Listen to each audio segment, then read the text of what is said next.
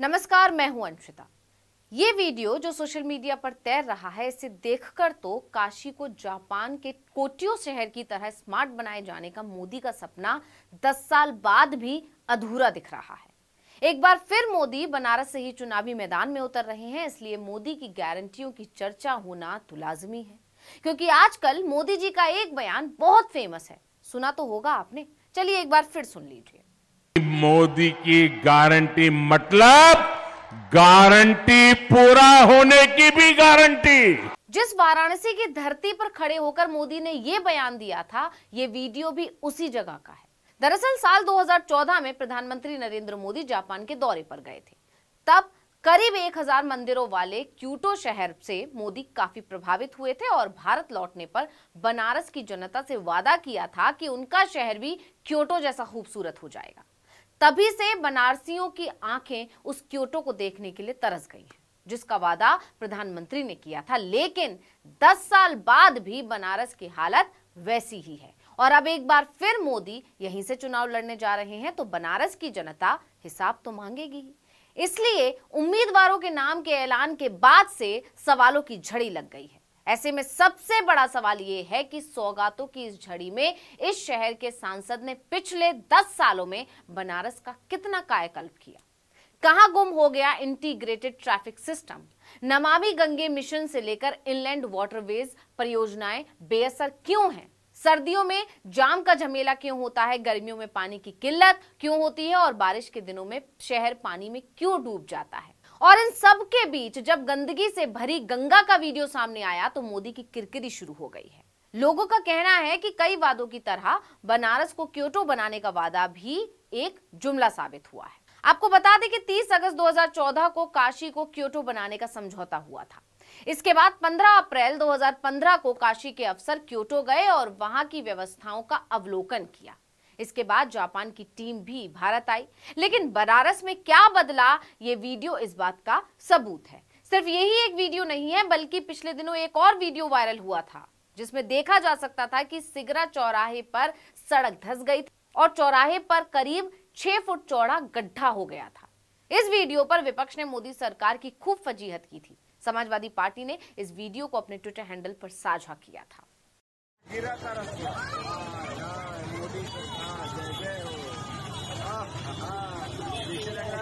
ये देखिए यहाँ पर किस तरह से जमीन धंस रही है।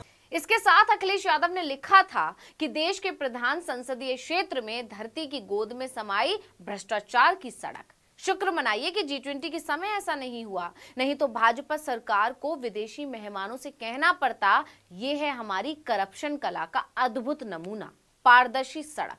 भाजपा सरकार कह रही है भ्रष्टाचार करने वालों के खिलाफ हम बुलडोजर चलाने के लिए प्रतिबद्ध हैं, लेकिन क्या करें, हमारी बनाई कोई सड़क बुलडोजर का वजन उठाने लायक बनी ही नहीं है। भ्रष्टाचारी भाजपाई कह रहे हैं हमारी नीयत में खोट नहीं है, काम में भले है। यानी इस वीडियो के सामने आने के बाद विपक्ष ने बीजेपी को और खासकर मोदी को निशाने पर ले लिया था। विपक्ष का तो यहां तक कहना है कि मोदी के बीते सालों के सौगातों को अगर जोड़ दिया जाए तो वो रकम 50-60 हजार करोड़ से भी ज्यादा ही निकलेगी। इतनी बड़ी रकम में एक नया बनारस बसाया जा सकता था। लेकिन बनारस का कायाकल्प या नए बनारस की तो बात छोड़िए, मोदी के संसदीय क्षेत्र में तो नमामि गंगे प्रोजेक्ट के तहत ही काम नहीं हो पा रहा है।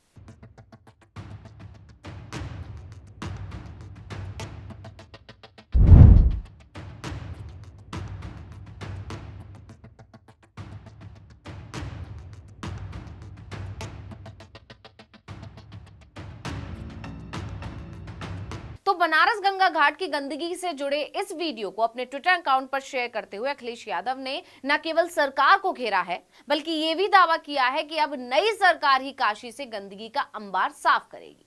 सपा प्रमुख अखिलेश यादव ने अपने ट्विटर अकाउंट से ललिता घाट का वीडियो शेयर किया, जिसमें गंगा किनारे गंदगी का अंबार दिख रहा है। उन्होंने लिखा है कि ये है देश के प्रधान संसदीय क्षेत्र वाराणसी में गंगा जी का हाल, जिस पर काशी के गंगा उपासकों ने नया लघु गीत बनाया है, जिसे गंगा आरती के समय गाए जाने की योजना है, जिससे भाजपाइयों को स्वच्छ गंगा के अभियान के संकल्प को याद दिलाया जा सके।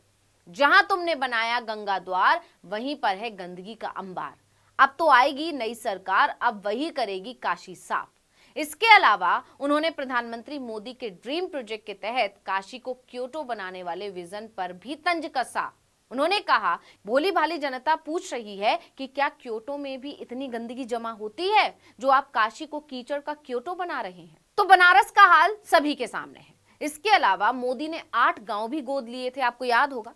उनकी हालत भी किसी से छिपी नहीं है, ना सड़कें बनी है, ना ही शौचालय। हाँ, नल जरूर लगे हैं लेकिन उनमें पानी नहीं आता है। लेकिन इन सब के अलावा सबसे ज्यादा चर्चा हो रही है घाटों पर जमा हो रही गंदगी की, और इसकी वजह है वो ऐलान जो 2015 में किया गया था। दरअसल 2015 में नमामि गंगे प्रोजेक्ट का ऐलान हुआ तो उम्मीद जगी थी कि गंगा का भला होगा, लेकिन जब 2019 का चुनाव आया तब भारतीय जनता पार्टी ने आजादी के 75वें वर्ष के लिए देश के लिए 75 संकल्पों की घोषणा की थी। इसमें एक घोषणा ये भी थी कि 15 अगस्त 2022 तक गंगा निर्मल हो जाएगी। यही नहीं, 2014 के घोषणा पत्र में भी बीजेपी ने वादा किया था कि गंगा को प्राथमिकता के आधार पर स्वच्छ किया जाएगा। लेकिन 2024 आ चुका है। मोदी सरकार की इस घोषणा पर कैसे और कितना काम हुआ है, ये तो इस वीडियो में साफ साफ देखा जा सकता है। यही नहीं, मोदी सरकार के ड्रीम प्रोजेक्ट नमामि गंगे को लेकर इलाहाबाद हाई कोर्ट ने भी बेहद तल्ख टिप्पणी की थी। कोर्ट ने सरकार को फटकार लगाते हुए नमामि गंगे परियोजना का हिसाब मांगा था। यही नहीं, कोर्ट ने पूछा था कि क्यों ना उत्तर प्रदेश प्रदूषण नियंत्रण बोर्ड को खत्म ही कर दिया जाए। खुद बीजेपी सांसद वरुण गांधी भी नमामि गंगे परियोजना पर सवाल उठाते आए हैं। वरुण गांधी ने एक वीडियो शेयर करते हुए केंद्र सरकार पर निशाना साधा था। उन्होंने लिखा था कि गंगा हमारे लिए सिर्फ नदी नहीं, मां है। करोड़ों देशवासियों के जीवन, धर्म और अस्तित्व का मां गंगा आधार है। इसलिए नमामि गंगे पर 20,000 करोड़ का बजट बना, लेकिन 11,000 करोड़ खर्च के बावजूद प्रदूषण क्यों? गंगा तो जीवनदायिनी है, फिर गंदे पानी के कारण मछलियों की मौत क्यों? जवाबदेही किसकी है? यानी इस एक वीडियो ने मोदी के उन तमाम वादों की यादें ताजा कर दी हैं जो उन्होंने जनता से किए थे। ऐसे में अब एक बार फिर मोदी जी बनारस से ही चुनावी मैदान में उतरे हैं। तो अब देखना होगा कि इस बार बनारस की जनता को लुभाने के लिए मोदी जी क्या नई गारंटी लेकर आते हैं, और वो पूरी होगी ही, इसकी क्या गारंटी देते हैं। तो वीडियो में इतना ही। आपसे अनुरोध है, YouTube पर हमारे चैनल आर्टिकल 19 इंडिया को सब्सक्राइब कीजिए, WhatsApp पर फॉलो कीजिए। हमें बताइए आपको हमारा ये वीडियो कैसा लगा। आने वाले दिनों में हम और किन मुद्दों पर वीडियो बनाएं, ये भी जरूर बताइए। ट्विटर हैंडल है आर्टिकल 19 _ इंडिया, इसे भी फॉलो कर लीजिए। नमस्कार।